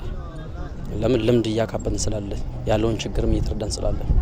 የግብርና ዘርፍ ለኢኮኖሚው ዋነኛ ምሰሶ ሆኖ የቀጠለ ሲሆን ምርታማነትን በማሳደግ ከውጭ የሚገቡ ምርቶችን መተካት ደግሞ አንዱ ግብ ነው። ከዚህ አንጻር ባለፉት 6 ወራት በሰብልና ሆርቲካልቸር እንዲሁም በእንስሳት ሀብት ምርታማነትን በማሳደግ ገቢ የግብርና ምርቶችን መተካት የተቻለ ሲሆን የስንዴ ምርትን በመተካት የውጭ ምንዛሬን ማስቀረት ተችሏል። የስንዴ ልማትን ስንወስድ በመኸር ወቅት ከ126 ሚሊዮን ኩንታል በላይ ምርት ያገኘን ሲሆን በበጋ ስንዴ ልማት ደግሞ ከ3.7 ሚሊዮን ሄክታር በላይ መሬት በስንዴ ልማት ሸፍነን አጠቃላይ የስንዴ ምርታችንን ከ300 ሚሊዮን ኩንታል በላይ ማድረስ የሚያስችለን ቁመና ላይ ደርሰናል። ይሄ አፈጻጸም ኢትዮጵያን ከአፍሪካ ግንባር ቀደም የስንዴ አምራች ሀገር ከማድረጉም በላይ ከዚህ በፊት ሀገራችን ስንዴን ከውጪ ለማስገባት የምታወጣው በየዓመቱ በአማካይ የዛሬ 4 ዓመት ገደማ 1 ሚሊዮን ሜትሪክ ቶን ስንዴ እና ከዛ በላይ ለማስገባት ከ700 ሚሊዮን እስከ 1 ቢሊዮን የአሜሪካ ዶላር እናወጣ የነበረውን ገቢ ምርታችንን የመተካት ስራ ከዚህ አኳያም ባለፉት ዓመታት የተገኘውን ውጤት አጽንተን ማስቀጠል ችለናል። ባለፉት 6 ወራት የግብርና ወጪ ምርቶችን ማሳደግ ሌላኛው ግብ ሲሆን በዚህም ከ2 ቢሊዮን ዶላር በላይ ገቢ ከግብርና ምርቶች ወጪ ንግድ ተገኝቷል። ለዚህ ስኬትም ክልሎች ከፍተኛ አስተዋጽኦ ያበረከቱ ሲሆን በግብርና ምርትና ምርታማነት ማደግ አዲስ የሥራ ባህልን እውን እያደረጉ ይገኛል። ጸደይ ከዚህ ቀደም አልተለመደ። ጸደይ አዲስ የምርት ወቅት ነው ለኛ። ከዚህ ቀደም ያልነበረ ተለምዶ ነው፣ አዲስ ተለምዶ ነው። ባለፈው ዓመት ወደ 37 ሺህ ሄክታር አልምተን ወደ 800 ሺህ ኩንታል ምርት ማግኘት ችለናል። ያ ምርት ለኤክስፖርት የሚውል ሽምብራና ጓያን ያመረተው በዚህ ዓመት ያምናውን ተሞክሮ ወደ ሁሉም በማስፋት ወደ 63 ሺህ ሄክታር አልምተን አሁን ወደ 1.3 ሚሊዮን ኩንታል አካባቢ ምርት እንጠብቃለን። ይሄ በበጋ በዚህ ፀሐይ በጠራራው ፀሐይ አሁን አረንጓዴ የሚመስል ማሳ ማየት ይቻላል በክልላችን ማለት ነው። ይሄ የልምምድ አርሶ አደሮቻችንን ለአዳዲስ የምርት ወቅቶች መፈጠር ምክንያት ሆኗል። ኤክስፖርት የምናደርጋቸው ምርቶቻችንም ተሻሉ ናቸው። የቡና ምርትን መውሰድ እንችላለን። 78%ን በክልላችን ያሳካንበት አግባብ ነው ያለው። በአጠቃላይ ለሀገሪቱ የኛ አስተዋጽኦ ነው ያለው። እንዲሁም ደግሞ የጥራጥሬና የቅባት ሰብሎችንም በኮንትራት ፋርም መልክ ሰርተን ያሻሻልንበትና ለውጦችም የተመዘገቡበት ለዓለም ገበያ በስፋት እየላክን ያለና ገበያ ውስጥ ሊያቆዩን የሚችሉ ምርቶች በጥራትም በመጠንም በጊዜም የሰራንበት አግባብ ስላለ ይሄ ጥሩ ለውጥ ነው ብለን መገምገም እንችላለን። የግብርና ትራንስፎርሜሽኑን ለማድረግ ዘመናዊ የቴክኖሎጂ ውጤቶችን የሚጠቀም ግብርና መፍጠር ሌላኛው የዘርፉ ግብ ሲሆን ምርትና ምርታማነትን ማሳደግና ድህረ ምርት ብክነትን በመቀነስ የዜጎችን ተጠቃሚነት ያሳድጋል። የኢትዮጵያ ዲፕሎማሲያዊ ግንኙነት ብሔራዊ ጥቅሞቿን ባስከበረ መልኩ የተቃኘ ስለመሆኑ ተገለጸ። ኢትዮጵያ የረዥም ጊዜ የዲፕሎማሲ ታሪክ አላት። የዓለም የዲፕሎማሲ ሂደት ፈተናዎች እየገጠሙት ስለመሆኑም ተገልጿል። ተስፋዬ ጫኔ ተጨማሪ አለው። ዓለም ከወገንተኝነት ይልቅ የጋራ ትብብርን ባስቀደመ መርህ ላይ የተመሰረተ አካሄድን በመምረጥ የተባበሩት መንግስታትና ሌሎች የትብብር ማዕቀፎችን ለመመስረት ቢሞክርም አሁን ላይ ደግሞ ይህ የዓለም ስርዓት እየተቀየረ የመጣ ይመስላል። ትብብርና አብሮ ማደግ የሚሉት የቀደሙ የትብብር ሂደቶች እኔ ከሞትኩ ሰርዶ ይብቀል በሚሉ ግለኝነት በተጠናወታቸው ዘመኑን ወለድ አስተሳሰቦች ወገባቸው እየጎበጠ ነው። በዚህ ሂደት የረጅም ጊዜ የውጭ ግንኙነት ታሪክ ያላት ኢትዮጵያ ደግሞ ይህንን የዓለም የዲፕሎማሲ መድረክን ብሔራዊ ጥቅሞቿን መሰረት ባደረገ መልኩ ስታከናውን ስለመቆየቷ የታሪክ ድርሳናት ያወሳሉ። ዛሬ ኢትዮጵያ ብለን የምንጠራው ዘመናዊ ሀገር የተፈጠረችው ከዚህ ድሮ ሲቪላይዜሽን ላይ ከሰሜን ላይ ያለው በደቡብ በኩልም የተለያዩ ዳይናስቲዎች በዛ መነጽር ዓለም ላይ እንደተፈጠሩ ኢትዮጵያ ውስጥም ተፈጥሮ ራሳቸውን በራሳቸው እያስተዳደሩ ንብረት እያካበቱ እየተስፋፉ አንዳንድ ጊዜ ሲደክሙ ደግሞ ሽርንክ እያደረጉ እንደዚህ ነው ሄደው ዓለም ከዛ ሄዶ ዓለም ኢምፓየር ገነባ። ትላልቅ ኢምፓየሮች ተገነቡ። ኢትዮጵያን በዛ ጊዜ ከፍ ዝቅ እያለ አሁን ዛሬ ኢትዮጵያ የመሰረቱት ህዝቦች በተለያየ ስምና በተለያየ ቅርጽ በተለያየ አደረጃጀት እንዲህ እያለ ዴቨሎፕ እያደረገ ነው ማለት። በሌላ በኩል ዘመናዊ የኢትዮጵያ ዲፕሎማሲ ታሪክም ኢትዮጵያ የመጣችበትን መሰረቷን ሳትዘነጋ በዓለም መድረኮች ሁሉ ስትሳተፍ ቆይታለች። ምክንያቱም ዘመናዊ ሀገረ መንግስትም ሲቋቋም የመጀመሪያው ዘመናዊነት የተቀላቀለች ሀገር ናት። ላይክ ለምሳሌ ዓለም ላይ አንደኛ የዓለም ጦርነት ሲካሄድ አንደኛ የዓለም ጦርነት ማባቻ ላይ አውሮፓውያን ነው በብዛት ሁለቱ የዓለም ጦርነት ባይዜ የዓለም አቀፍ የዓለም ጦርነት ተባለ። ሌሎቹም በተለያየ መንገድ ተሳተፉበት እንጂ በዋናነት አውሮፓውያን ተዋጉበት የተጨራረሱበትም እነሱ ናቸው። ግን ከዛ በኋላ መዘመን አለብን። ጦርነት መብቃት አለበት። የዓለም ግንኙነቶች መመራት አለበት። በጉልበት አይደለም፣ በህግና ስርዓት ነው። የጋራ ኮሌክቲቭ ሴኩሪቲ ይምጣ የሚሉ ሀሳቦች ሲያመጡ የመጀመሪያው ፍሮንት ሆና የገባች ኢትዮጵያ ናት። ከቅርብ ጊዜ ወዲህ ደግሞ ይኸው የዓለም የፖለቲካ አስተላለፍ ከህግና መርህ ይልቅ በጀብደኝነትና በማን አለብኝነት እየተፈተነ ነው የሚሉት ባለሙያዎቹም ኢትዮጵያ ማካሄዷን ከዚህ አንጻር መቃኘት እንደሚገባት አንስተዋል። የምስራቁን ስናይ የምዕራቡን ስናይ ሁሉም የራሱን የበላይነት ለማድረግ የሚፍጨረጨርበትና ይህ አጠቃላይ የሆነ ሩል ሬጉሌሽኑ ደከም ወደ ማለት የሄደበትና ሁሉም ሀገሮች እንደየ ዛሬ ጥቅማቸው ከየትኛውም ሀገር ጋራ ማነቆ ሳይኖርባቸው ግንኙነት የሚያደርጉበት ሪስክ አለው። በእርግጥ ስጋት አለው። እንደዛ ሲያደርጉ ግን የሚሄዱበት ዘመን ላይ የደረስን ይመስላል አሁን ላይ ያለው። ለምሳሌ ብናይሆን የሊበራል እና አሁን የተባበሩ መንግስታት አይነት ያለው ተጽዕኖ ደከም እያለ መሄድ ይታያል። ይሄ መልቲፖላሪቲ ሁሉም ከቱርክ ጋር ይፈልጋል፣ ከቻይና ጋር ከአሜሪካም ጋር ዲፕሎማሲ የምናደርግበት እንትን ከድሮ ማነቆ ይልቅ ከይሉኝታ ወጥቶ የተፈቀደ የሚመስልበት ደረጃ ድረስ አለ እና እነዚህ ነገሮች ናቸው አሁን እየመጡ ያሉት። ኢትዮጵያ በተለያዩ አጋጣሚዎች ጥቅሞቿን ለማስከበር የምታደርገው ሂደት እያንዳንዱ ዜጋ የመደገፍ ኃላፊነት እንዳለበትም ተጠቅሷል። ኢትዮጵያ በታዳሽ የኃይል ምንጮች ያላትን እምቅ አቅም በመጠቀም የአፍሪካ የኃይል ማዕከል ለመሆን እየሰራች ነው። ኢትዮጵያ ያላትን የተፈጥሮ ጸጋ በመጠቀም አሁን ላይ የምታመነጨው የኤሌክትሪክ ኃይል ሙሉ በሙሉ በሚባል ደረጃ ከታዳሽ የኃይል ምንጮች የሚገኝም ጭምር ነው። አስማራ ብርሃኑ። ዓለም አሁን ላይ ዘርፈ ብዙ ጠቀሜታውን በመገንዘብ ከበካይና ከአላቂ የኃይል ምንጮች ይልቅ ትኩረቱን ወደ ታዳሽ የኃይል ምንጭ አማራጮች እያደረገ ነው። ኢትዮጵያም ትኩረቷን በታዳሽ ኃይል ላይ አድርጋ በመስራት ላይ የምትገኝ ሲሆን ለዚህም እምቅ ተፈጥሯዊ ሀብቷ ማስቻይ ነው። በታዳሽ የኃይል ምንጮች ረገድ በአፍሪካ ብቻ ሳይሆን በዓለም አቀፍ ደረጃም ከፍተኛ ተስፋ ካላቸው ሀገራት ተርታ ትመደባለች።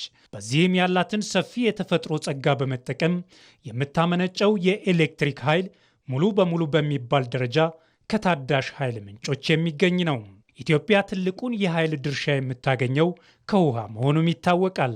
ከ45000 ሜጋዋት በላይ የውሃ ኃይል የማመንጨት አቅም ያላት ሲሆን ኃይል ማመንጨት የጀመረው ታላቁ የኢትዮጵያ ህዳሴ ግድብ ከ5150 ሜጋዋት በላይ የማመንጨት አቅም አለው። ከዚህም በተጨማሪ የግቤ 1፣ 2 እና 3 እንዲሁም የኮይሻ ግድብ የኢትዮጵያን የኃይል አቅም በእጅጉ አሳድገውታል። ኢትዮጵያ ከነዚህ የኃይል ማመንጫዎች የሚገኙትን የኤሌክትሪክ ኃይል ለቀጠናዊ ትስስርም እየተጠቀመችበት ትገኛለች። በአሁኑ ወቅት ለጎረቤት ሀገራት ለጅቡቲ፣ ለሱዳንና ለኬንያ የኤሌክትሪክ ኃይል በመሸጥ ላይ የምትገኝ ሲሆን በቀጣይም ሽያጩን እስከ ታንዛኒያና ደቡብ አፍሪካ ለማዳረስ እቅድ ይዛ እየሰራች ነው። ይህም የሀገሪቱን የምስራቅ አፍሪካ የኃይል ማዕከል ያደርጋታል። ኢትዮጵያ ሁሌም የአፍሪካ መቀመጫ ብቻ ሳይሆን ለአፍሪካውያን አብሮ የመጠቀሚያ አብሮ የማደጋ ማዕከልም ናት። ሁለተኛው ቀጠናዊ ትስስር ብለን የምንወስደው የታችኛው ተፋሰስ ሀገራትን ጥቅም በእኩል ተጠቃሚነት የሚያረጋግጥ ነው መገንባቱ ነው። ሚስኮንሴፕሽን የሳሳተ ግንዛቤ ሊኖር ይችላል። እኛ ጋር ግን የጠራ ግንዛቤ አለ፣ የጠራ እያታ አለ። ኢትዮጵያ ሰው ተኮር ነን። ለሁሉም በሁሉም የሁሉም የሆነ ፕሮጀክት ነው የሰራ ነው። ከዚህ በፊት በአመት የምናገኘው የውጭ ሬቨኑ በዶላር 60-70 ሚሊዮን ዶላር አካባቢ ነበር ኤክስፖርት እያደረግን።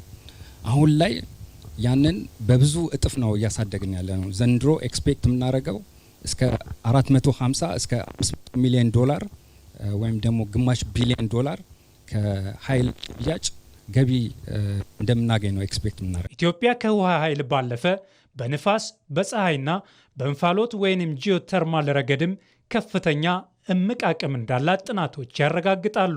በኢትዮጵያ የፀሐይ ኃይል ተጠቃሚነት በከፍተኛ ሁኔታ በማደግ ላይ ያለና ትልቅ ተስፋ የሚጣልበት ዘርፍም ነው።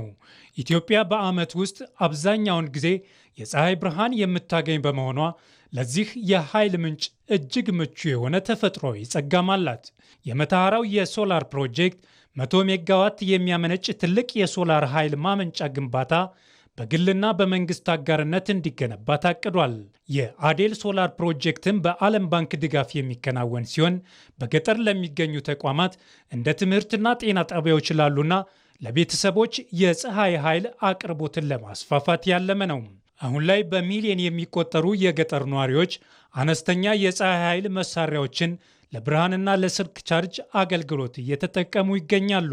በንፋስ ኃይል ረገድም ኢትዮጵያ በአፍሪካ ከፍተኛ የንፋስ ኃይል ካላቸው ሀገራት አንዷ ናት። ጥናቶች እንደሚጠቁሙት ከ1300 ጊጋዋት በላይ የንፋስ ኃይል የማመንጨት እምቅ አቅም አላት። በተለይ በምስራቅ ኢትዮጵያ በሰሜንና በማዕከላዊው የሀገሪቱ ክፍሎች ለንፋስ ኃይል ተስማሚ የሆኑ ከፍተኛ ነፋሻማ ቦታዎች ይገኛሉ። በአዳማ ከተማ አቅራቢያ የሚገኙት የአዳማ 1 እና 2 የንፋስ ኃይል ማመንጫዎች በድምሩ 204 ሜጋዋት የማመንጨት አቅም አላቸው። በትግራይ መቀሌ አቅራቢያ የሚገኘው የአሸጎዳ የንፋስ ኃይል ማመንጫ ደግሞ 120 ሜጋዋት ያመነጫል።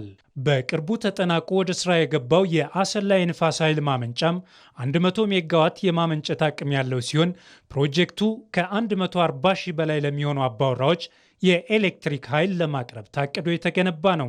ኢትዮጵያ ሙሉ በሙሉ የኤሌክትሪክ ኃይሏን ከአካባቢ ጥበቃ ጋር ከተስማሙ ታዳሽ ምንጮች በማመንጨት በዓለም አቀፍ ደረጃ ለሚደረገው የካርቦን ልቀትን የመቀነስ ጥረት የራሷን ከፍተኛ አስተዋጽኦ እያበረከተች ትገኛለች። ኢትዮጵያ አረንጓዴ ኢኮኖሚ መገንባት ላይ በሰራችው ስራ በአየር ንብረት ለውጥ ሳቢያ የሚከሰቱ አደጋዎችን የመቋቋም አቅሟን በማሳደግና የምግብ ሉዓላዊነትን በማረጋገጥ ረገድ ያስመዘገበችው ተጨባጭ ውጤት የዓለም ትኩረት ማዕከል እንድትሆን አድርጓታል። ኢትዮጵያ የአረንጓዴ አሻራ መርሃ ግብርን ከምግብ ዋስትና ጋር በማስተሳሰርና በበጋ መስኖ ስንዴ ልማት ያገኘችው ስኬት እንዲሁም የአየር ንብረት ለውጥን በመዋጋት ረገድ ያመጣቻቸው ለውጦች ለሌሎች ሀገራትም እንደ አራያ እንድትጠቀስ ምክንያት ሆኗታል። ወይንሸት ደጀኔ ተጨማሪ አላት። ኢትዮጵያ በአየር ንብረት ለውጥ ሳቢያ የሚከሰቱ አደጋዎችን የመቋቋም አቅሟን በማሳደግና የምግብ ሉዓላዊነትን በማረጋገጥ ረገድ እያሳየችው ያለችው ውጤት የዓለምን ትኩረት ማዕከል አድርጓታል። በዚህ ያስመዘገበችው ስኬት የዓለም ሀገራት ልምድ የሚወስዱበት ከመሆን ጀምሮ በቀጣዩ የዓለም የአየር ንብረት ጉባኤ ኮፕ 32 ላይ ትልቅ አጀንዳ እንድትሆን ከማድረግ ጀምሮ ለሌሎች ሀገራትም ተምሳሌት እንድትሆን ምክንያት ሆኗታል። ዓለም በአሁኑ ወቅት በአየር ንብረት ለውጥ ምክንያት በምግብ ዋስትና እጦት እየታመሰች በምትገኝበት በዚህ ወቅት ኢትዮጵያ ግን ይህን ፈተና ወደ ድል በመቀየር በግብርናና የምግብ ዋስትናን በማረጋገጥ ረገድ አዲስ ታሪክ እየጻፈች ትገኛለች። በተለይም የአረንጓዴ አሻራ መርሃ ግብርን ከምግብ ዋስትና ጋር በማስተሳሰር የተከናወኑ ተግባራት ውጤት ማፍራትም ጀምረዋል። በበጋ መስኖ ስንዴ ልማት ያገኘችው ስኬት ለምግብ ሉዓላዊነት ዋነኛ ማሳያ ሆኗል። ከእርዳታ ጠባቂነት ወደ ላኪነት የተሸጋገረችበት ይህ ጉዞ አየር ንብረት ለውጥን እየተከላከለ ምርታማነትን ማሳደግ እንደሚቻል በተግባር ያሳየ ነው። ተጽዕኖውንም ከመቀነስ ደግሞ አልፎ ለሀገር እድገት ለምግብ ሉዓላዊነት ለመጠቀም የመሰረተ ልማት ግንባታ በተለይ ለመስኖ ልማት የሚሆኑ ግድቦች፣ ዊሮች መገንባት ኢንተንሲቭሊ ወይም በጣም በአትኩሮት እንደ ሀገር መስራት እንዳለብን ያሳያል። ያ መንገድ ላይም እንደምንገኝ በርካታ ማሳያዎች አሉ። እንደ ሀገር መስኖ ሴክተር ላይ ከፍተኛ የሆነ በጀት ተመድቦ በፌዴራል ተቋማትም በክልል ተቋማትም ውስጥ ብዙ ቢሊዮን ብሮች ተመድቦ በርካታ ፕሮጀክቶች እየተተገበሩ ይገኛል። ኢትዮጵያ ለአየር ንብረት ለውጥ የማይበገር ኢኮኖሚ የመገንባት ስራዋ ዛሬ ላይ ለሌሎች ሀገራት ትምህርት እየሆነ ነው። ኮፕ 32 በኢትዮጵያ ላይ ትኩረት እንዲያደርግ ያስገደደውም ይኸው በተጨባጭ የታየው የምግብ ሉዓላዊነት ስኬት ነው። የአየር ንብረት ለውጥ ተጽዕኖ ለመቋቋም የሚደረገው ጥረት ከፖሊሲ ባለፈ በመሬት ላይ በሚታዩ ስራዎች መታጀቡ ደግሞ ኢትዮጵያን በአፍሪካ ብቻ ሳይሆን በዓለም አቀፍ ደረጃ አርአያ እንድትሆን አስችሏታል።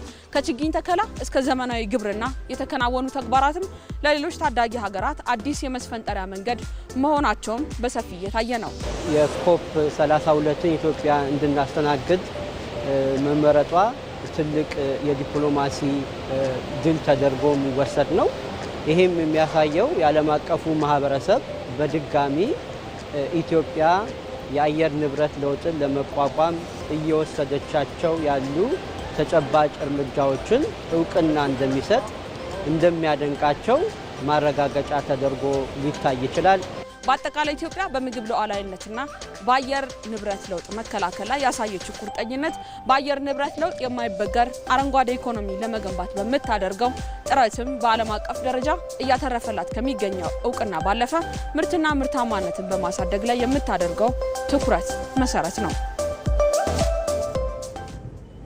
ይህንን ጉዳይ በተመለከተ በአዲስ ቀን የዜና መሰናዶ የሀገር ጉዳይ ላይ ተጨማሪ ማብራሪያ የሰጡን የኢትዮጵያ ኤሌክትሪክ ኃይል የኮሚኒኬሽን ዳይሬክተር ሞገስ መኮንን ከህዳሴ ግድብ ጀምሮ የተፈጥሮ ጸጋን ወደ ኢኮኖሚያዊ ኃይል ለመቀየር የኢነርጂ ፖሊሲ ቀረጻ ተግባራዊ እየተደረገ ስለመሆኑ ተናግረዋል። ኢትዮጵያ እንግዲህ በታዳሽ የተፈጥሮ ኃይል ልማት ላይ ልትሰማራ ልትሰራ የምትችልበት ሰፊ የተፈጥሮ ኃይል አላት። ይሄን እምቅ የተፈጥሮ ሀብት በማልማት በሀገራችን ፈጣን የሆነ ኢኮኖሚያዊ እድገት ለማስመዝገብ የሚደረገውን ጥረት ሊያግዝ የሚችል የኢነርጂ ፖሊሲ አዘጋጅታለች። ይሄ የኢነርጂ ፖሊሲ ያለንን የተፈጥሮ ሀብት በአግባቡ ለማልማትና ለመጠቀም የሚያስችል የህዝባችንን ተደራሽነት የሚያረጋግጥ በዚህ ሂደት ውስጥ ደግሞ መንግስት ብቻ ሳይሆን የግል አልሚውም ጭምር የሚሳተፍበት በመንግስትና በግል አጋርነት ሊሰሩ የሚችሉ ፕሮጀክቶች እንደሚኖሩ የሚያመለክት የፖሊሲ ማዕቀፍ ነው። በታዳሽ ኃይል ልማት ላይ በማተኮር የአየር ንብረት ለውጥን የመከላከልና አረንጓዴ ኢኮኖሚን ከመገንባት አኳያም ኢትዮጵያ እያከናወነች ያለችው ተግባር ለሌሎች ሀገራት አርአያ መሆን የቻለ ስለመሆኑም አንስተዋል። የምናመነጨው ኤነርጂ ሙሉ ለሙሉ በታዳሽ ኃይል ላይ የተመሰረተ ነው። የአካባቢን ሊበክል የሚችል ምንም አይነት የኃይል ልማት የለንም። ይሄ የኃይል ልማት ደግሞ ከሀገራችን ከጀመረችው ኢኮኖሚ ጋር ተሳስሮ መቀጠሉ የሚያሳየው ብዙ ነገር ይኖራል።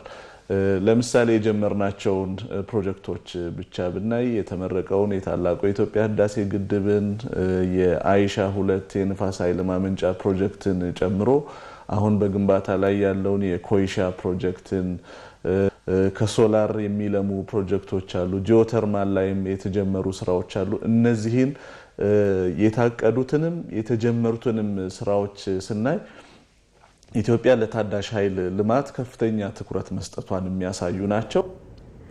የሀረማያ ሐይቅን በማልማትና በማስተዋወቅ ለቱሪዝም ዘርፍ የሚያበረክተውን አስተዋጽኦ ለማሳደግ እየተሰራ እንደሚገኝ ተገለጸ። በኦሮሚያ ክልል የቱሪዝም ሀብቶችን ከባህል ጋር በማስተሳሰርና በማስተዋወቅ ከዘርፉ የሚገኘውን ኢኮኖሚያዊ ጠቀሜታ ማጉላትም ተችሏል። ቴድሮስ ታደሰ በሀረማያ ሐይቅ ላይ የጀልባ ትራንስፖርት አገልግሎት በመስጠት ላይ የሚገኘው ወጣት ሙርቴ አህመድ የከተማ አስተዳደሩ ከቅርብ ጊዜያት ወዲህ በሐይቁ ዙሪያ እያከናወናቸው የሚገኙ የልማት ስራዎች የጎብኚዎች ቁጥር እንዲጨምር ማስቻሉን ይናገራል። ይህ ውሃ ከተመለሰ ወዲህ የጀልባ ትራንስፖርት እየሰጠው በማገኘው ገቢ ነው የሚተዳደረው። በፊት በእንጨት በመቅዘፍ የሚንቀሳቀስ ጀልባ ነበር የነበረኝ። ይህ አካባቢ የለማና መናፈሻዎች ከተሰሩ ወዲህ ግን ድሬዳዋና ሀረርን ጨምሮ ከተለያዩ አካባቢዎች ለሰርግና ለተለያየ ፕሮግራሞች የሚመጡ እንግዶች ቁጥር እየጨመረ መጥቷል። ለዚህም ነው አገልግሎቱን ወደ ሞተር ጀልባ በማሸጋገር እየሰጡ የሚገኘው። በተለይ ቅዳሜና እሁድ እንግዶች ይበዛሉ፣ ገበያችንም ጥሩ ነው። ሐይቁ ላይ እየተከናወኑ የሚገኙ ተግባራት ስፍራው ለቱሪዝም ዘርፍ የራሱን አስተዋጽኦ እንዲያበረክት እያስቻለም ይገኛል። ይሄ ቆሻሻ ነበረ አካባቢ በሙሉ ያ ቆሻሻ ሁሉ ተነስቶ ጸድቶ ብቻ ሳይሆን የወንዝ ላይ ዳርቻ ኮሪደሮች የነበት ሁኔታ ነው ያየሁት ማለት ነው። የሀረማያ ሐይቅ ለአካባቢው ማህበረሰብ የሚሰጠውን ጥቅም ለማጎልበትና ከቱሪዝም ዘርፍ የሚገኘውን ገቢ ለማሳደግ ትኩረት ተደርጎ እየተሰራም ይገኛል። ሀብቱን በእጃችን ያለውን ሀብት አጠቃቀማችንን እናስተካክለን ከዚህ በፊት ያላገኘው የአካባቢ ብቻ ሳይሆን የዚህ አካባቢ ማህበረሰብ የራሱ ጥቅም አለው። የዚህ አካባቢ ወጣቶች የሚጠቀሙበት አሉ። ወጣቶች ብቻ ሳይሆን አዛውንቶች ከዚህ ውሃ ጋር ብዙ ታሪክ የተገናኘ ያላቸው አሉና አሁንም እያየን ያለነው እዚህ አካባቢ ላይ የልማት ስራዎች ጅምር ላይ አትሊስት ውሃውን የመጠበቅ ውሃውን የማቆየት ህብረተሰቡን ባሳተፈ ንጽህናውን ይዞ እንዲቆይ የማድረግ ስራዎች እየተሰሩ እንዳሉ በመንግስት በጀትም ትንንሽ ስትራክቸሮች እየተሰሩ ያሉበት ለመዝናኛ እንዲሆን ለወጣቶች የስራ እድል መፍጠር የሚችሉበት ሁኔታዎች አሉ ማለት ነው። በኦሮሚያ ክልል የቱሪዝም መስህብ ስፍራዎችን ከማልማት ባሻገር ለማስተዋወቅ የሚረዱ ተግባራት በመከናወንም ላይ ይገኛሉ። ኢኮቱሪዝም ሳይቶችን የመለየት ስራ ነው የተሰራው። እሱ ብቻ ሳይሆን የፓርኮችን ወደ ከ22 በላይ የሚሆኑ ፓርኮች በመንግስት ተለይተው እነሱ የዲማርኬሽን ስራ እንዲሁም ኢኮቱሪዝም ሳይቶች ከ18 የሚጠጉ ተለይተው ከዛ ውጭ ደግሞ በየወረዳው በየቀበሌው በየዞኑ የአንድ ግቦች ተብለው የተሰጡ እና በዛ ደረጃ ታቀደው ወደ ስራ የተገባበት አግባብ ነው ያለው። በሀገር አቀፍ ደረጃ ከ5 የኢኮኖሚ አምዶች መካከል አንደኛው በሆነው የቱሪዝም ዘርፍ ላይ እየተከናወኑ የሚገኙ ተግባራት የተደበቁና ጥቅም ላይ ያልዋሉ ታሪኮች፣ ባህሎችና የተፈጥሮ ሀብቶች ጥቅም ላይ እንዲውሉ እድል የፈጠረም ሆኗል። በሲዳማ ክልል ወንዶ ገነት ከተማ እየተከናወነ የሚገኘው የኮሪደር ልማት ስራ ለዓመታት ጥያቄ ሆነው ለቆዩ የመሰረተ ልማት ጥያቄዎች መልስ የተሰጠ መሆኑን ነዋሪዎች ገለጹ። በክልሉ በ7 ከተሞች የኮሪደር ልማት ስራን ለማስጀመር ዝግጅት እየተደረገ መሆኑን የክልሉ ከተማና መሰረተ ልማት ቢሮ አስታውቋል። ሚካኤል ገዙ በተለያዩ የሀገራችን ከተሞች የተከናወኑ ያሉ የኮሪደር ልማት ስራዎች በከተሞች የአኗኗር ስርዓትና መሰረተ ልማት አቅርቦት ላይ ለውጥ እያመጣ ይገኛል። በሲዳማ ክልል ይኸው ስራ የተፋጠነባቸው ከሚገኙ ከተሞች ወንዶ ገነት አንዷ ነች። ነዋሪዎቿ የከተማዋ የልማት ጉዳይ የረጅም ጊዜ ጥያቄያቸው እንደነበር አንስተዋል። ልማት ብዙም አልነበረም። አሁን ግን ከለውጥ መንግስት ከመጣ በኋላ በአካባቢ በከተማ ውስጥ በወንዶ ገነት ከተማ ውስጥ እየተሰሩ ያሉ ልማቶች በጣም ደስ የሚሉትና የሚያረኩት ናቸው። በጣም ደስተኛ ነን። በ2 አመት ውስጥ እዚህ ከደረሰ 3 አመት 4 አመት 5 አመት ደግሞ ወንዶ ገነት የበለጠ ተውባ እንደስሟ ገነት ሆና ተውባ እንደምናገኛት እንተማመናለን። ቤቶች ታድሰዋል። እንደገና መኪናና ተሽከርካሪዎችና ህብረተሰቡ አንድ ላይ የሄደ ብዙ አደጋ ውስጥ የነበሩ አሁን ይሄ ኮሪደር ልማት ከመጣ ወዲህ ሰው የኮሪደሩን መንገድ ይዞ እየሄደ እንደገና ተሽከርካሩ የራሱን መንገድ ይዞ እየሄደ በዚህ አኳያም ብዙ ለውጥ ነው የተገኘው። የወንዶ ገነት ከተማ አስተዳደር ከንቲባ ተመስገን ተረፈ በከተማዋ የተለያዩ መሰረተ ልማቶችን ያካተተ 2.6 ኪሎ ሜትር የሚሸፍን የኮሪደር ልማት ስራ እየተከናወነ እንደሚገኝ አስረድተዋል። ወክዌ አለው፣ ግሪነሪ መስመሮች አሉት፣ ስማርት ፖሎች አሉ። አሁን ያለው ኤግዚስቲንጉ ፖል የሚቀየር ነው። ትላልቅ የህፃናት መጫወቻ ቦታዎች አሉ ዲዛይኑ ላይ አሁን ወደ ስራ ያልገቡ እንቅስቃሴ ውስጥ ያሉ ናቸው። በክልሉ ስራው በስፋት የተከናወነባቸው ከሚገኙት ሐዋሳ፣ ወንዶ ገነትና ይርጋለም ከተሞች በተጨማሪ በ7 የክልሉ ከተሞች ስራ ለማስጀመር ዝግጅት የተደረገ እንደሚገኝ የክልሉ ከተማና መሰረተ ልማት ቢሮ ኃላፊ ብሩክ ሰለሞን አመልክተዋል። ወንዶ ገነት ከተማ ኦልሬዲ ወደ ከ90% በላይ አሁን 2.6 ኪሎ ሜትር እየተጠናቀቀ ነው የሚገኘው። ይርጋለም ከተማ ላይ አሁን በቅርቡ ያስጀመርነው 2.3 ኪሎ ሜትር የኮሪደር ልማት ስራ እየተሰራ ይገኛል። እንዲሁም አለታ ወንዶ ከተማ፣ አለታ ጮኮ ከተማ፣ በንሰዳዬ፣ ለኩ እነዚህ ከተሞች ዲዛይናቸውን ጨርሰው ወደ ስራ ለመግባት ሁሉ ነገር የዋጋ ጥናት ሁሉ አልቆ ወደ ስራ ለመግባት ዝግጅት ላይ ነው የሚገኘውና እየተከናወነ ያለው የኮሪደር ልማት ስራ ከተሞች በተቀመጠላቸው ፕላን መሰረት እንዲመሩ እያደረገ እንደሚገኝም ተገልጿል። በመጨረሻም ስፖርት። በእንግሊዝ ፕሪሚየር ሊግ 24ኛ ሳምንት ትላንት በተደረጉ ጨዋታዎች የሊጉን የዋንጫ ፉክክር አጓጊ የሚያደርጉ ውጤቶች ተመዝግበዋል። ማንቸስተር ሲቲ ከቶተንሃም ጋር ነጥብ ሲጋራ፣ አስቶን ቪላ በብሬንትፎርድ ተሸንፏል። ማንቸስተር ዩናይትድ ደግሞ በአሰልጣኝ ማይክል ካሪክ እየተመራ 3ኛ ተከታታይ ድሉንም አሳክቷል። መሰረት ተስፋዬ 24ኛ ሳምንቱ ላይ ደረሰው ተወዳጁ የእንግሊዝ ፕሪሚየር ሊግ ትላንት ምሽት የሳምንቱን ተጠባቂ ጨዋታ አስተናግዷል። በበርካታ የግብ ሙከራዎች ታጅቦ በሰሜን ለንደን በቶትናም ሆትስፐርና በማንቸስተር ሲቲ መካከል የተደረገው ጨዋታ 2-2 ተጠናቆ የማንቸስተር ሲቲን የዋንጫ ጉዞ በድጋሚ ስጋት ላይ ጥሏል። አሰልጣኝ ፔፕ ጋርዲዮላ 2-0 ከመምራት ተነስተው ነጥብ በተጋሩበት ጨዋታ ከሊጉ መሪ አርሰናል ጋር ያላቸውን የነጥብ ልዩነት በድጋሚ ወደ 6 ለማስፋት ተገደዋል። ሲቲዝኖቹ ሙሉ በሙሉ ተቆጣጥረውት በነበረው የጨዋታው የመጀመሪያ አጋማሽ ሪያን ቸርኪና ሲሚኒሆ ባስቆጠሯቸው ግቦች ጨዋታውን እየመሩ ወደ መልበሻ ክፍል ቢያመሩ ከረፍት መልስ ውጤታቸውን ማስጠበቅ ሳይችሉ ቀርተዋል። በሁለተኛው የጨዋታ አጋማሽ የቡድኑን የመከላከል አቅም ያጠናከረውና የማጥቃት ኃይሉን የጨመረው የአሰልጣኝ ቶማስ ፍራንክ ቡድን ቶትናም ሆትስፐር በዶሚኒክ ሶላንኬ አማካኝነት 2 ግቦችን አስቆጥሮ ከጨዋታው ወሳኝ 1 ነጥብ አግኝቷል። ባለፉት 5 የሊግ መርሃ ግብሮች ማሸነፍ ያልቻሉት ስፐርሶቹ በውድድር ዓመቱ ለ8ኛ ጊዜ አቻ ተለያይተዋል። በስፐርሶቹ ቤት ከፍተኛ ጫና ውስጥ የሚገኙት አሰልጣኝ ቶማስ ፍራንክ የምሽቱ ጨዋታ ውጤት በመጠኑም ቢሆን ከገቡበት ጫና አረፍ እንዲሉ እንዳደረጋቸው እየተዘገበ ይገኛል። ካለፉት 6 የሊግ ጨዋታዎች በአንዱ ብቻ ያሸነፈው ማንቸስተር ሲቲ ከመሪው አርሰናል ጋር ያለውን የነጥብ ልዩነት ሳያስጠብቅ ቀርቶ የዋንጫ ፉክክሩንም በድጋሚ አጓጊ እንዲሆን አድርጎታል። ማንቸስተር ሲቲ በ47 ነጥብ ሁለተኛ ደረጃ ላይ ይገኛል። የማንቸስተር ሲቲ አሰልጣኝ ፔፕ ጋርዲዮላ ከጨዋታው በኋላ የሊጉ ፉክክር አሁንም አላበቃም፣ ምንም ተስፋ የሚያስቆርጠን ነገር የለም ሲሉ ተደምጠዋል። ትላንት በተደረገ ሌላ ተጠባቂ ጨዋታ በኦልድ ትራፎርድ ፉልሃምን የገጠመው ማንቸስተር ዩናይትድ 3-2 አሸንፎ በሜዳው ጣፋጭ ድልን ተቀዳጅቷል። በድራማዊ ትዕይንት ታጅቦ በተካሄደው ጨዋታ ማንቸስተር ዩናይትድ 2-0 እየመራ እስከ ጨዋታው መጠናቀቂያ ደቂቃዎች ቢዘልቅም 2-2 ሆኖ የነበረ ሲሆን በድጋሚ ግብ አስቆጥሮ አሸንፏል። ካዝሜሮ፣ ማቲያስ ኩኛና ቤንጃሚን ሼሽኮ የኦልድ ትራፎርዱን ክለብ የድል ግቦች በጨዋታው ሲያስቆጥሩ ራውል ሄሚኔዝ እና ኬቨን ሳንቶስ ደግሞ ፉልሃምን ከሽንፈት ያልታደጉ ግቦችን ከመረብ አሳርፈዋል። አሰልጣኝ ማይክል ካሪክ ዩናይትድን ከተረከበ በኋላ ያደረጋቸውን 3 ጨዋታዎች በማሸነፍ በዩናይትድ ቤት አጀማመሩን የተሳካ ማድረግም ችሏል። ማንቸስተር ዩናይትድ ከውጤቱ በኋላ በ41 ነጥብ ደረጃውን ወደ 4 አሻሽሏል። በቪላ ፓርክ ስታዲየም ብሬንትፎርድን የገጠመው አስቶን ቪላ 1-0 ተሸንፎ ደረጃውን የሚያሻሽልበትን እድል ሳይጠቀም ቀርቷል። አውታራ በጨዋታው ብሬንትፎርድን አሸናፊ ያደረገች ብቸኛ ግብ ያስቆጠረ ተጫዋች ሆኗል። ኖቲንጋም ፎረስት ከክሪስታል ፓላስ ያደረጉት የ4ኛ ሳምንት የሊጉ መርሃ ግብር አንዳቻ በሆነ ውጤት ተጠናቋል። ክቡራን ተመልካቾቻችን እኩለ ቀን 6 ሰዓት ሲል የጀመረው ዜና ኢትዮጵያ በተከታተላችሁት መልኩ ተጠናቀቀ።